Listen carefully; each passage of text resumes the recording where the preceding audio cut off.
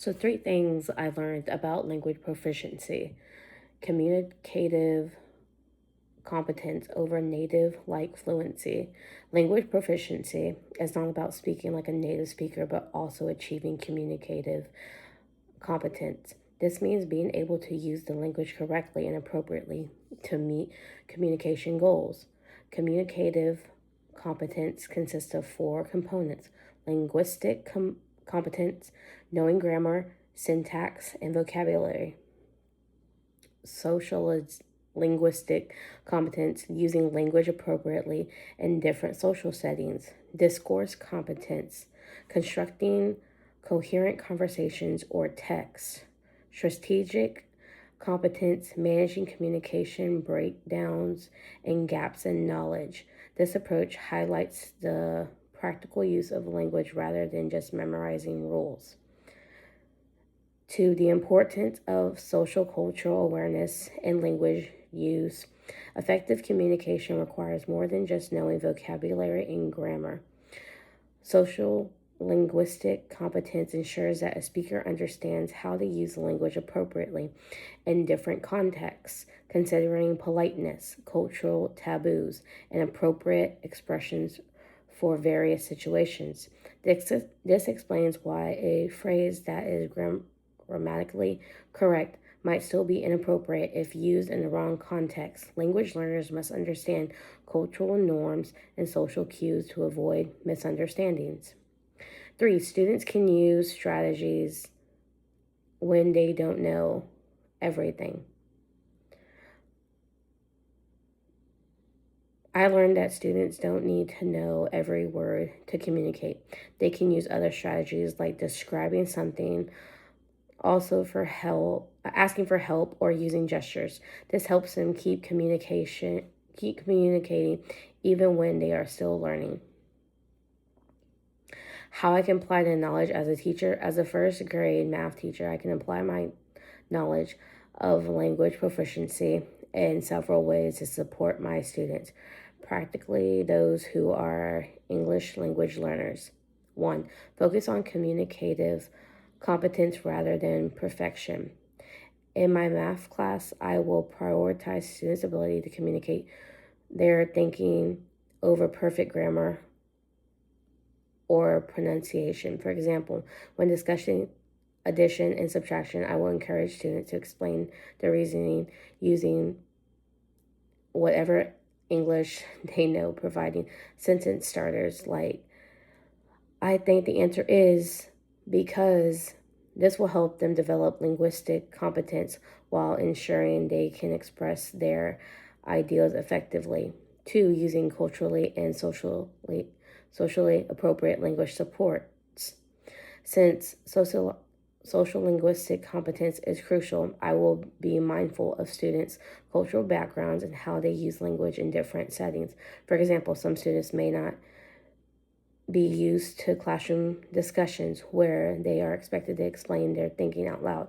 I will create a supportive environment by modeling correct mathematical language using visuals and incorporating gestures to clarify meaning.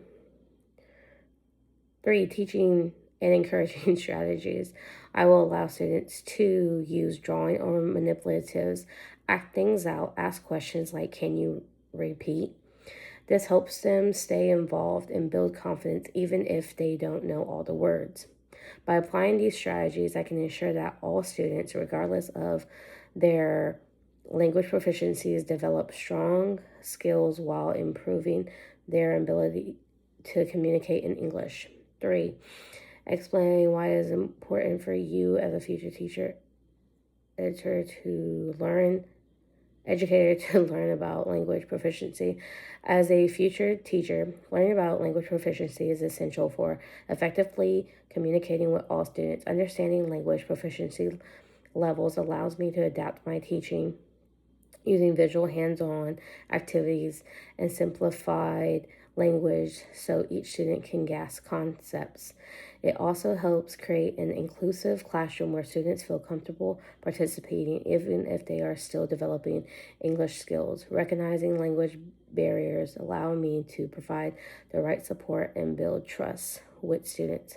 Ultimately, understanding language proficiency ensures all students feel heard, understood, and capable of success. 3 things I learned about the new ELPS. One thing I learned is that the new ELPS will not start until 2026 to the 2027 school year, which means teachers will continue using the current ELPS until then. This is important because it gives schools time to prepare and adjust their teaching. Another thing I learned is that the ELPS will now be split into 2 grade groups, kindergarten through 3rd grade and 4th through 12th. This helps makes the standards more appropriate for students' age and learning level, so younger students and older students are supported differently. The third thing I learned is that the number of language proficiency levels will increase from 4 to 5, adding a new level, pre-production. This allows teachers to better understand where students are in their English learning and provided more specific support as they improve. 2, explain how you can apply the knowledge as a teacher, as a future elementary teacher. I can use this information to better support my students. Since the ELPS are divided into K to 3rd, I will know that the standards are designed specifically for younger learners. I can plan lessons that match their developmental level, especially for listening, speaking, reading, and writing. Knowing about the 5 proficiency levels, I can better identify where my students are in learning English. For example, if a student is in the pre-production stage, I will use more visual gestures and simple language to help them understand. Also, because the ELPS also includes all subject math, like math, science, and reading, I will make sure to support language learning in every subject I teach, not just during reading time. This will help my students build English skills throughout the day. 3, explain why it is important to learn about the new ELPS. It is important for me to learn about the new ELPS because they guide how I will teach students who are learning English. If I understand these standards, I can create lessons that help students succeed academically while also improving their English. Learning about the ELPS also helps make sure I am meeting the needs of my bilingual students so they do not fall behind in school. Finally, being familiar with the new ELPS will help me be prepared for future changes, including updates to tests like TELPAS, and make me a more effective and confident teacher. Thank you.